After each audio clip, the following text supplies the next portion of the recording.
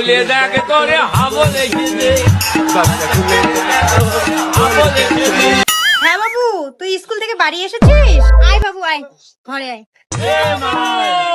হ্যাঁ বাবু বল। জানো আজকে কি হয়েছে? কি হয়েছে বাবা বল। জানো আজকে আমি না পড়তে গেছিলাম। আরে আমার সোনা বাবাটা, তারপর? তারপর যখন আমি পড়তে গেছি, মাস্টারের বাড়িতে গিয়ে দেখি কেউ ওঠে নাই। তারপর কি হলো? তারপর তারপর মাস্টারের বাড়িতে গিয়ে দেখি মাস্টার বউকে জড়িয়ে ধরে ঘুমিয়ে আছে। এসব বলতে নেই বাবা, তুই পড়াশোনায় মন দে। তারপর তারপর কি হলো বল। তারপর তারপর মাস্টারের ঘরের সামনে গেলাম, গিয়ে বললাম দরজা খুলে দেখ তোর হাবো লেগেছে। দরজা খুলে দেখ তোর হাবো লেগেছে। এই, তোকে বলছি না এটা বলবি না, এটা ছাড়া অন্য কিছু বল।